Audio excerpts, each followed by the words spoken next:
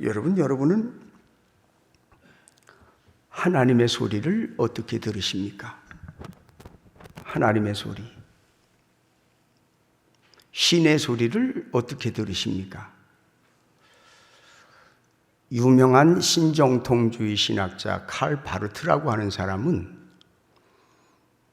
신의 소리를 듣는데 네 가지를 통해서 듣는다는 거예요.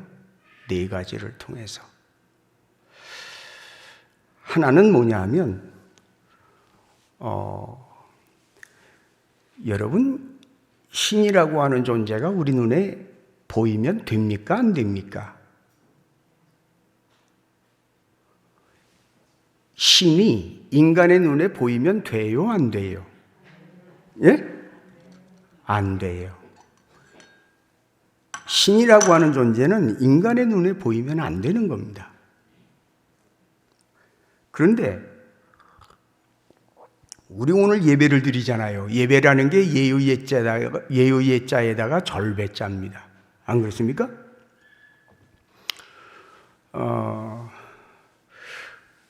예의를 갖춰서 절을 하는 거지요. 누구에게? 우리 하나님에게. 아멘입니까? 그런데요, 그 예배를 받으시는 우리 하나님이 우리 신이신데 그분이 인간의 눈에 보이게 오셨다는 거예요. 하나님이신 존재가, 창조주이신 존재가 당신이 만들어 놓은 피조물의 형상으로 이 세상에 오셨다는 겁니다. 근데 그래요, 안 그래요? 그렇습니까? 안 그렇습니까? 오셨어요. 문제는 뭐냐? 그거는 사실이에요. 내가 인정을 하든 인정을 하지 않든 그분이 하나님이신 그분이 하나님이고 그분이 창조주고 그분이 구원주이신데 그분이 당신이 만들어 놓은 피조물의 형상으로 이 세상에 오셨잖아요. 2000년 전에. 안 그렇습니까? 예. 그러면 그 하나님이신 당신이 이 세상에 인간으로 오신 그 사건, 그 일, 그 엄청난 스토리, 그게 오늘을 사는 저와 여러분, 오늘 우리 예배로 하나님 앞에 나간다고 하잖아요. 이 하나님 앞에 나가는 자가 그 하나님이신 당신이 인간으로 오신 그 사실, 그 사건, 그 이야기가 오늘 나한테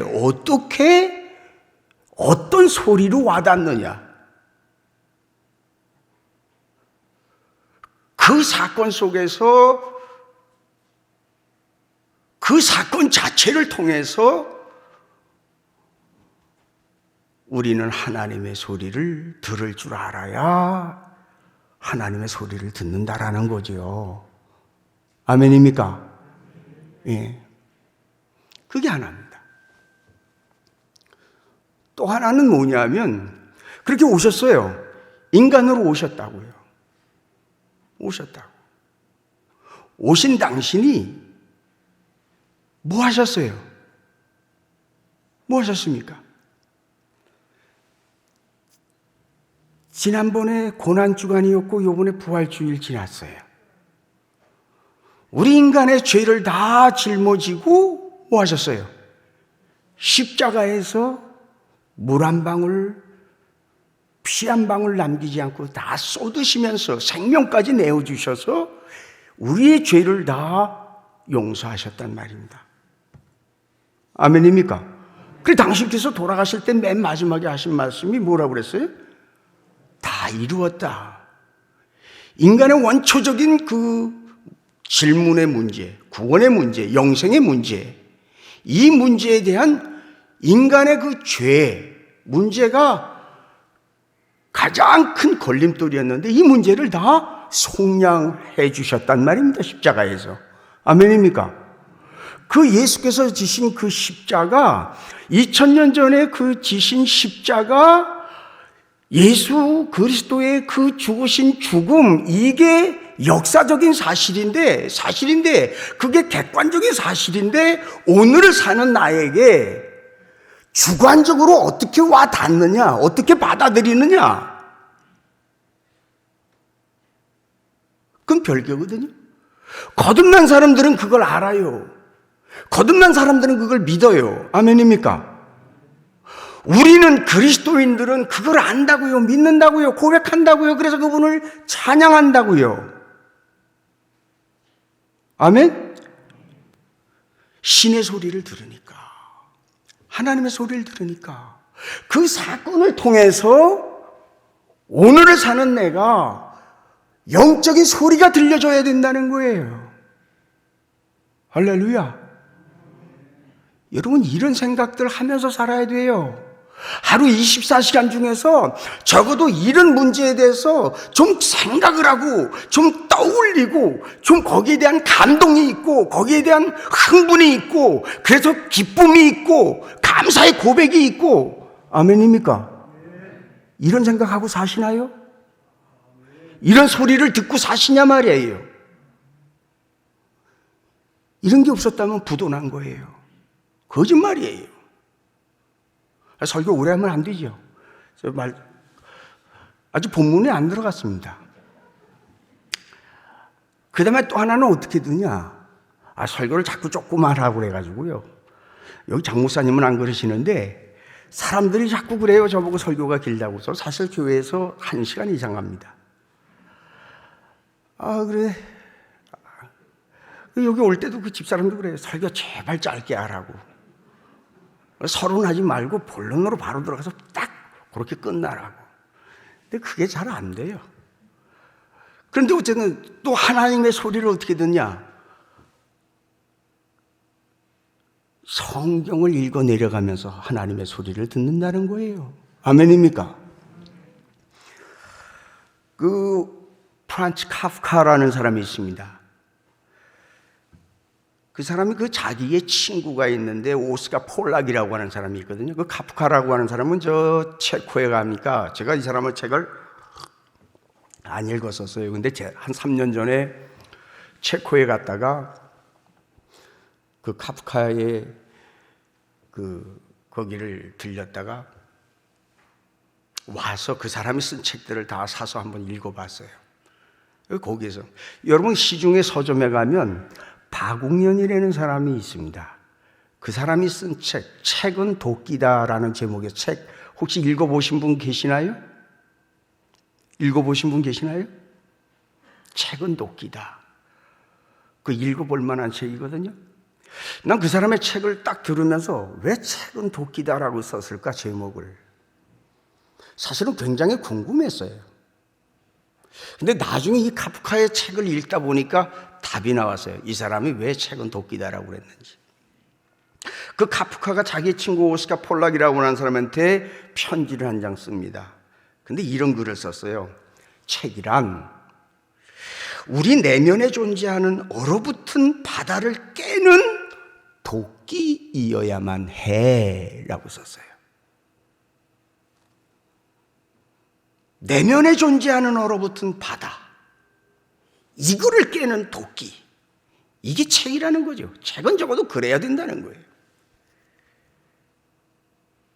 책이란 근본적으로 독자의 기쁨과 위안을 위한 게 아니고 각성과 변화를 위한 거라고 말하면서 독자의 내면의 세계를 도끼처럼 내려치기도 하고 독자의 생각과 삶을 송두리째 변화시키기도 합니다.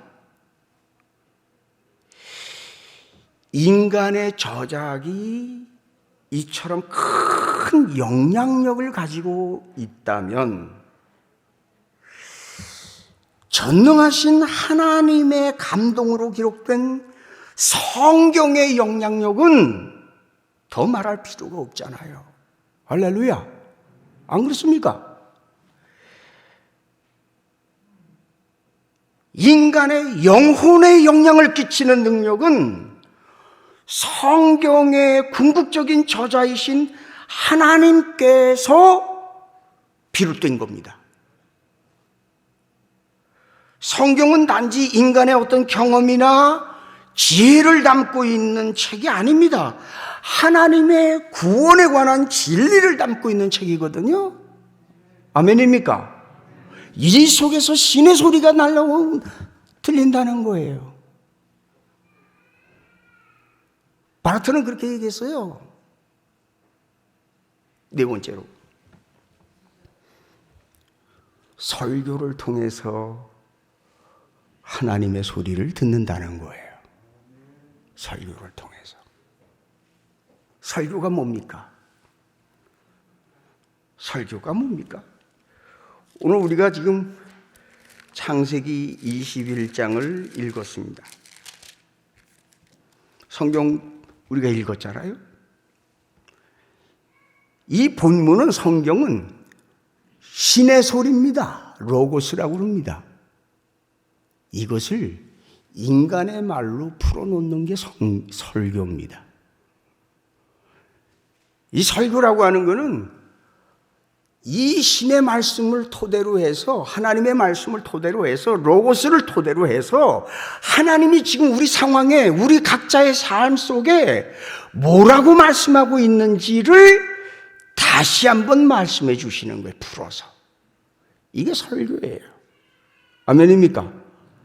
이렇게 신의 소리를 네 가지로 듣는다라고 바르트라고 하는 사람은 말했습니다. 그래서 이제 본문으로 들어가서 설교하겠습니다. 하나님의 소리를 들을 수 있기를 예수 이름으로 권면해 드립니다.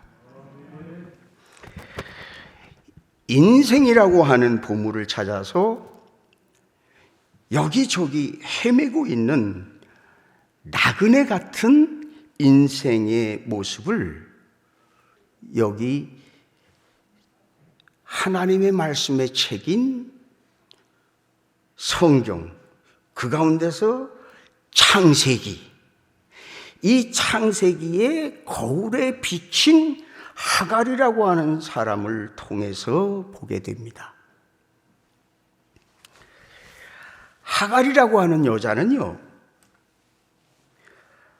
아브라함의 아내가 되는 사라가 이방 나라 애굽에서 몸종으로 쓰기 위해서 데리고 온 여종이 것이다. 하갈은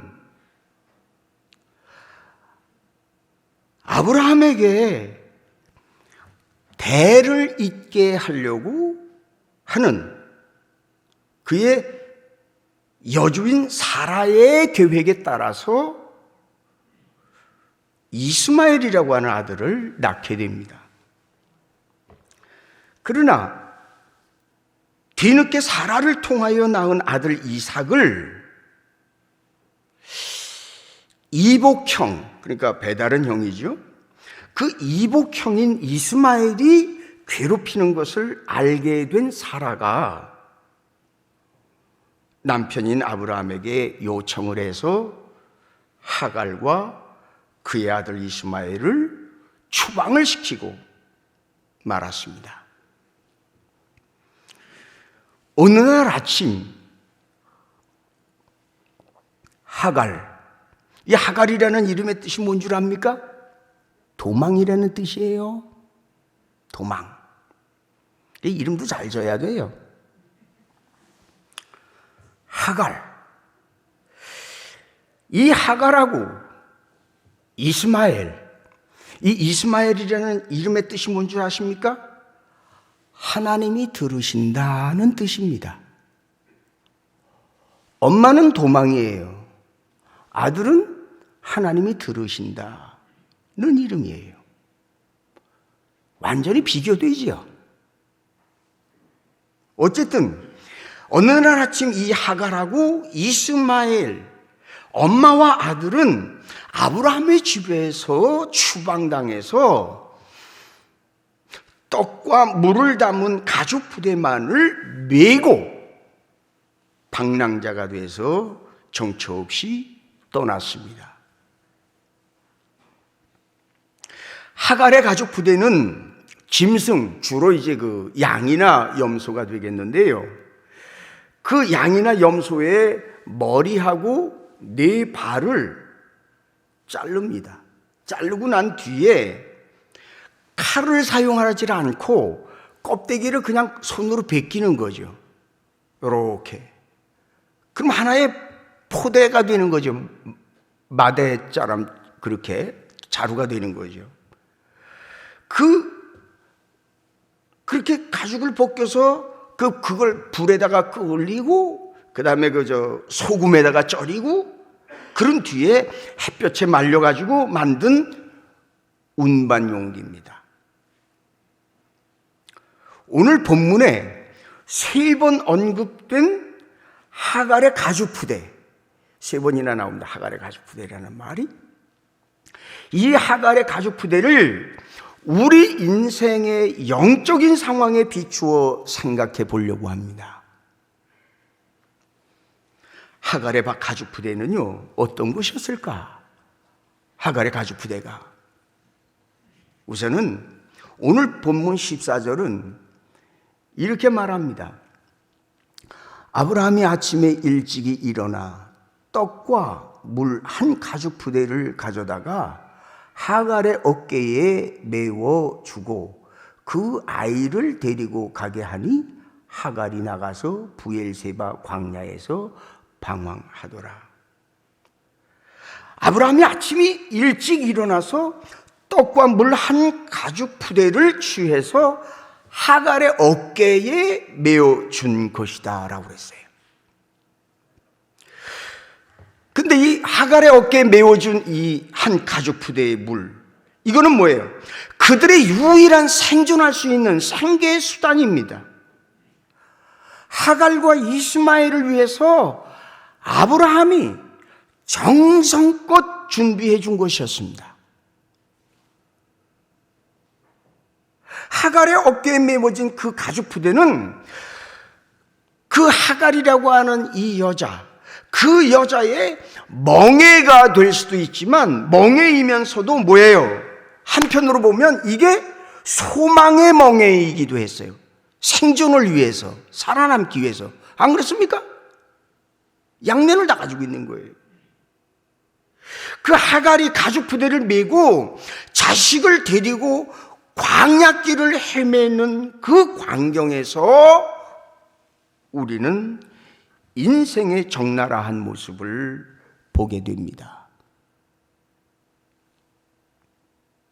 하갈은 아브라함이 채워준 떡과 물의 가죽 부대를 어깨에 메었던 방랑자였지만 오늘의 세상 사람들은 자기의 부푼 꿈을 가슴에 안고 행복이라는 보물을 찾아서 헤매이는 나그네들입니다.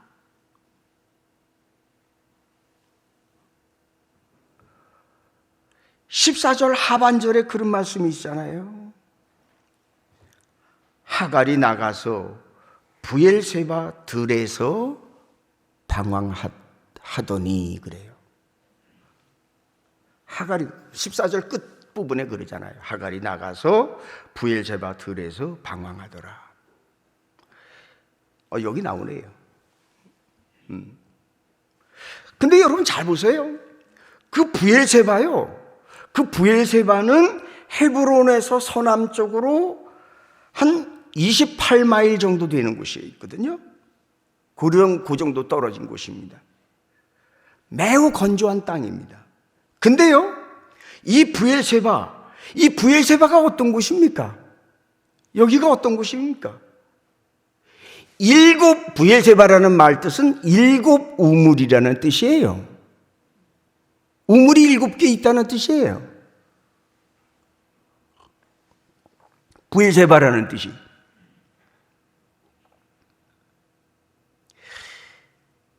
실제로도 샘이 있었던 곳이에요. 이 브엘세바. 여기에.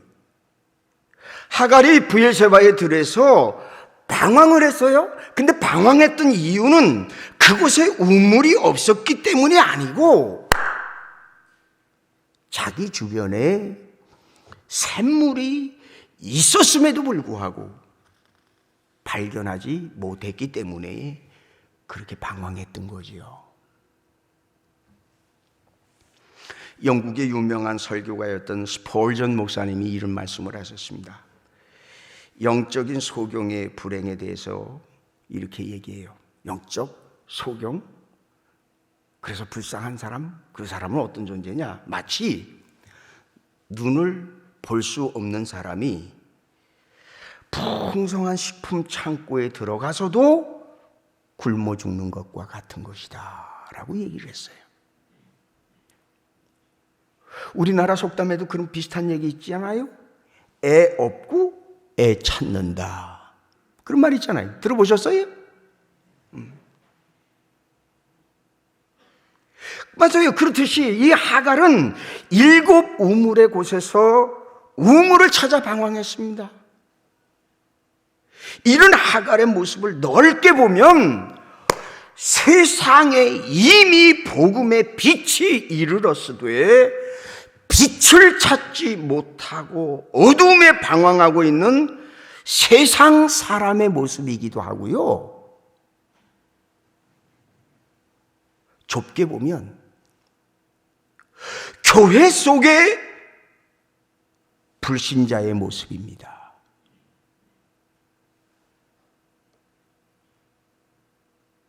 물이 없어 가람이 아니라 물이 있어도 마시지 않았기 때문에 기갈을 당하고 있는 교회의 모습입니다. 여러분, 여기 옆에 가면 카페가 있잖아요. 거기에 보면 한쪽 구퉁이에 그림이 하나 있어요. 돌아온 탕자. 그 그림 보셨어요? 그 렘브란트가 그린 그림인데요. 거기 그림을 잘 보시면 돌아온 탕자가 아버지 무릎 앞에 이렇게 있고 아버지가 있고, 그죠? 그 뒤에 어두움으로 처리했지만 웬 사람 하나가 있어요. 그 어두운 처리를 하고 뒤에 아버지 뒤에 있는 그 사람이 누구냐면 집을 아버지와 함께 지키고 있었던 큰아들입니다. 근데 앙드레지드가 유명한 말을 했습니다. 아니, 도스토옙스키입니다. 앙드레지드가 아니고.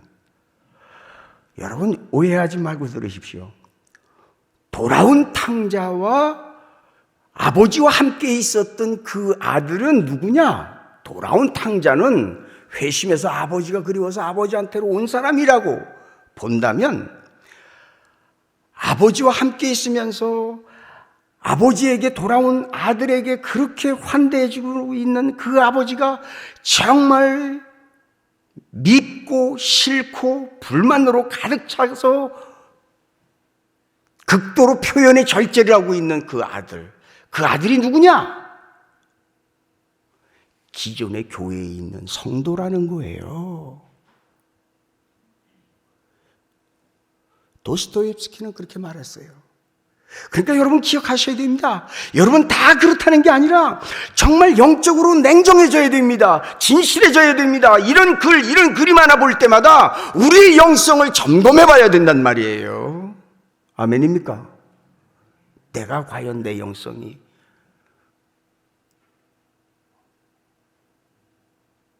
어느 정도인가? 교회 안에서 어떤 역할을 하고 있나?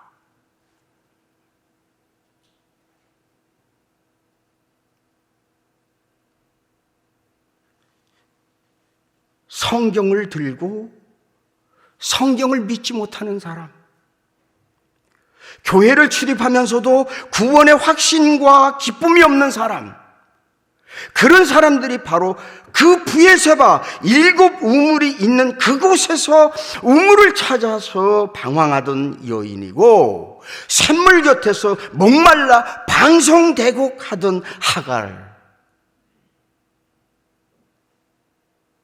하갈이라는 거죠. 하갈은 사람이 준비해준 가죽 부대를 어깨에 메고 거기에 소망을 두었을 때는 브엘세바에서도 우물을 발견하지 못했습니다. 그러나 하갈이 가죽 부대의 소망이 끊어져서 방성되고 했을 때 스스로의 힘이 아닌 하나님의 은혜로 인해서 비로소 자기 주위에 있었던 샘물이 발견되어질 수 있었다는 거지요.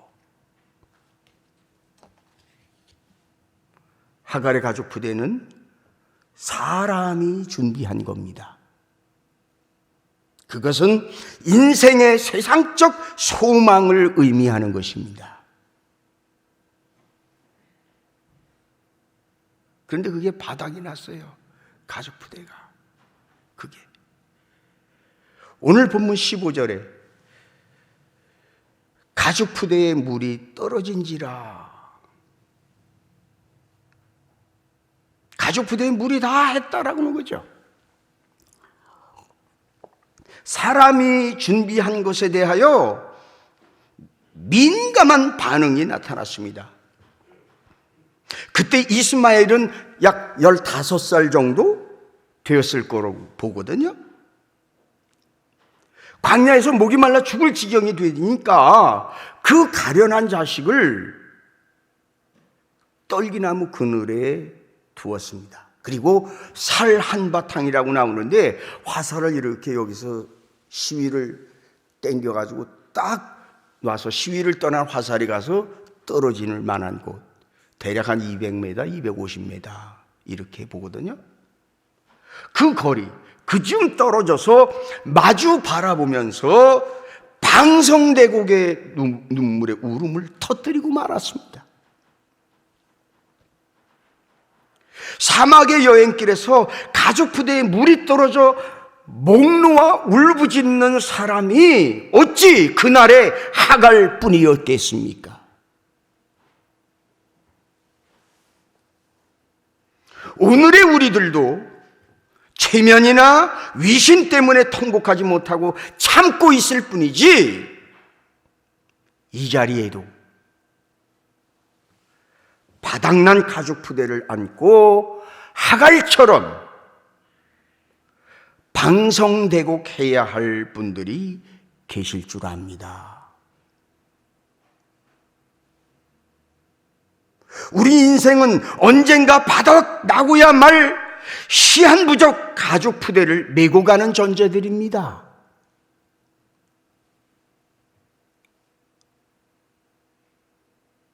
우리의 영혼은 부모를 통해 물려받은 육체라고 하는 가죽 부대를 메고 있지만 언젠가는 육신의 장막을 벗어버리고 말아야 될 때가 오고야 말 겁니다. 우리가 나이 많아 늙으면 우리의 육체도 하나의 가죽 부대 같아서 낡아지며 옷처럼 헤어지고 만단 말이에요. 사랑하는 성도 여러분, 우리는 육체의 건강이나 젊음이나 아름다움을 자랑하거나 결코 인생을 믿어서는 안 된다는 거예요. 장망성인 이 모든 것들은 하갈의 가죽 부대 같을 뿐이에요. 그것은 이 지상 인류의 위기와 한계 상황을 경고해주는 인간 실존의 붉은 표시등입니다.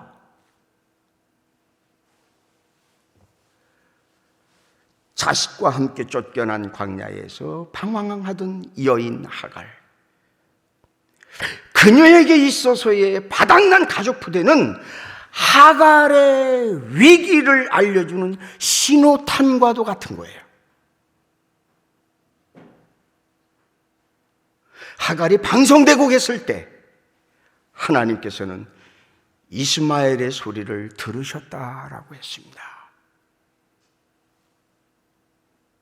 하갈아, 무슨 일이냐? 두려워 말라.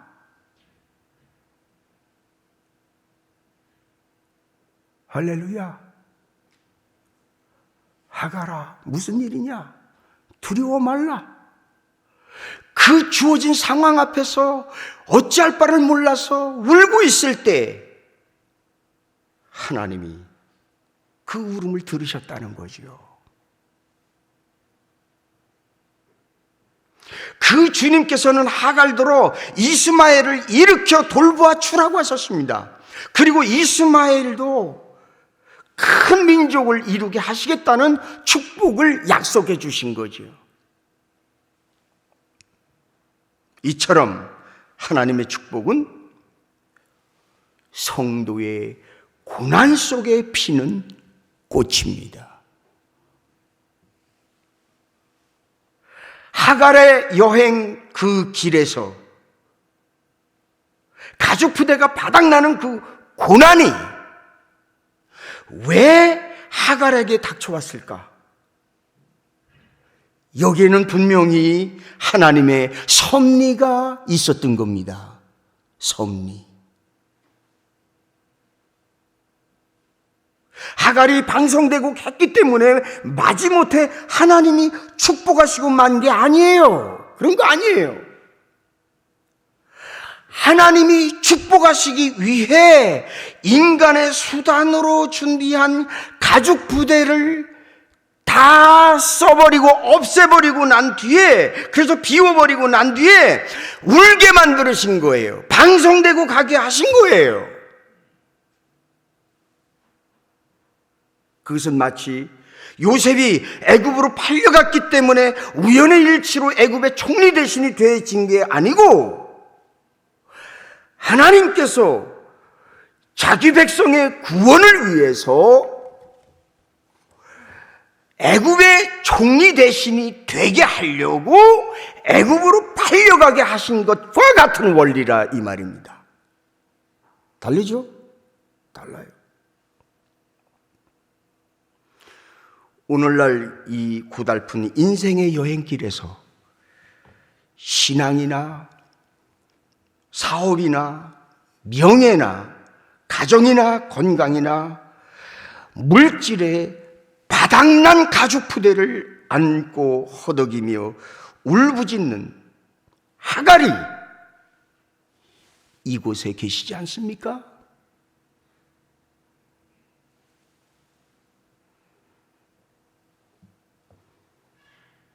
두려워하지 마시기 바랍니다.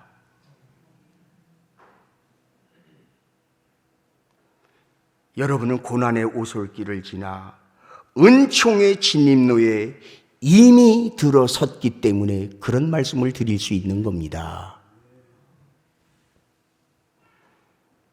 하갈의 바닥난 가죽 부대야말로 저주의 상징이 아니고 축복의 표징입니다. 오늘 본문 19절은요, 하나님이 하갈의 눈을 밝히셨으므로 샘물을 보고 가서 가죽 부대에 물을 채워다가 그 아이에게 마시게 하였더라. 하나님이 채우게 하시는 겁니다. 이제 이 가죽 부대를.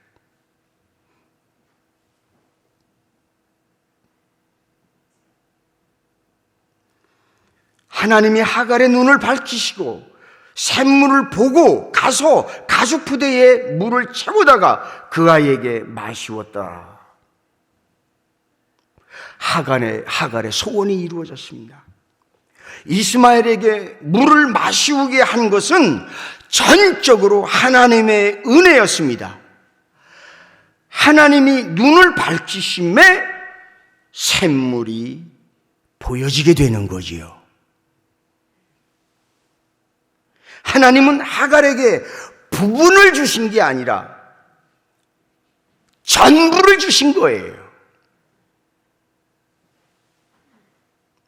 일시적인 해결책을 이게 아니고 근본적인 해결책을 허락해 주신 거예요. 할렐루야. 하나님은 하갈에게 뿐만 아니고 우리 곁에도 여호와 이레의 은총의 샘물을 허락해 놓으셨다 이 말입니다. 하나님께서는 독생자 예수 그리스도를 이 세상에 보내셔서 갈보리 저 언덕의 십자가 위에서 우리를 위하여 죽게 하심으로 바닥난 우리의 심령 속에 보혈의 생수로 채워주셨다 이 말입니다. 믿으시길 바랍니다. 주님께서 우리를 위해 살찢고 피 흘려 죽어주신 그 은혜로 인하여 우리의 영혼이 소생함을 입게 되었습니다. 하나님은 우리의 심령의 기갈을 해결해 주실 뿐만 아니라 육신 생활의 모든 문제들도 해결해 주시기를 원하고 계신다는 것 믿으시길 바랍니다. 하갈의 가족 부대는 사람이 준비한 겁니다. 제 아무리 아브라함이 아침 일찍 일어나 하갈의 행복한 삶을 위해서 정성껏 준비한 것이었지만 결국 하갈의 가족 부대는 바닥이 나고 말았습니다. 그러나 하나님의 은총의 긍휼로서 방송되고 가던 하갈의 눈을 밝혀주심으로 마침내 하갈의 가족 부대는 하나님이 채우게 하신 가족 부대가 될 수 있었단 말입니다. 하나님의 약속을 받았던 하갈은 하나님의 은혜를 체험했습니다. 중요한 얘기입니다. 여러분, 우리는 믿음에 대한 얘기를 많이 합니다. 믿음. 하루에도 몇 번씩 믿음에 대한 얘기를 해요. 믿음. 여러분, 믿음이 뭐라고 생각하십니까?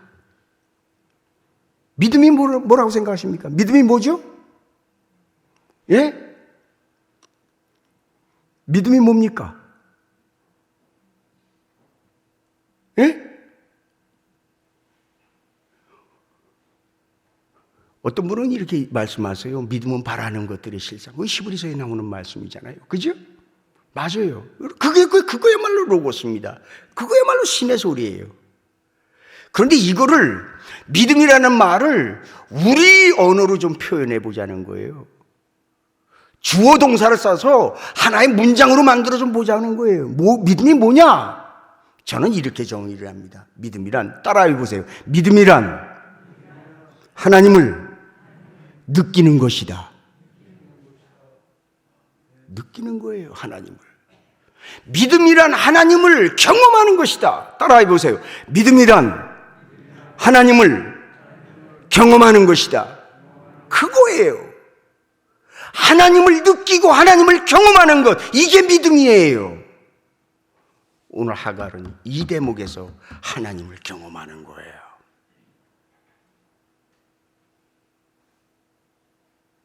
우리도 우리의 삶의 자리에서 이런 순간이,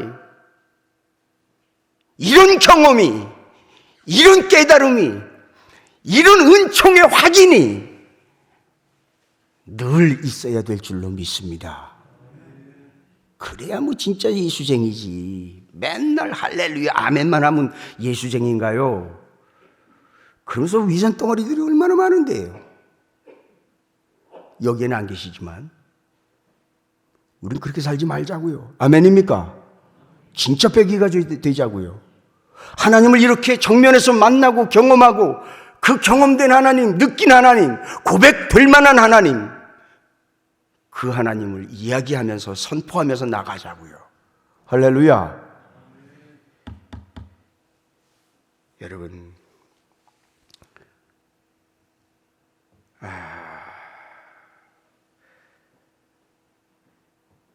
하갈이 훌륭해서가 아니고 하갈에게 언약해 주시고 그 언약대로 성취시켜 주시는 하나님이 자비하시기 때문에 그렇게 다 허락하신 거예요. 하나님. 이 위대하신 하나님이 부엘세바에서 방성대곡하는 오늘의 하갈들에게도 신령한 눈을 밝혀주실 줄 믿습니다. 사랑하는 성도 여러분, 오늘 헌신 예배로 나가는 제1남전도의 그 귀한 여러분, 이제 믿음의 눈을 또 한 번 크게 뜨시기를 예수 이름으로 권면해 드립니다. 하나님이 여러분을 위해 예비해 두신 샘물을 기어코 찾아내시는 모든 분들이 되시기를 예수 이름으로 축원해 드립니다. 여러분의 바닥난 가족 부대를 깊이 잠그고 말씀의 생수로 아구까지 채우시길 바랍니다. 그래서 하나님이 주신 복락을 누리시며 목마른 자들에게 마음껏 나누어 주시는 제1남전도 회원 여러분, 그리고 예배를 드리시는 우리 모두가 되시기를 예수 이름으로 부탁을 드립니다. 이런 하나님의 크신 은혜가 저와 여러분들에게 임하시기를 소원합니다. 기도하겠습니다. 사랑하는 아버지 하나님, 오늘 잠깐의 말씀을 통해서 알아듣게 하게 하시고 깨닫게 하게 하시고 그리고 믿음을 가지고 삶의 자리에서 도전하며 나갈 수 있게 축복해 주옵소서.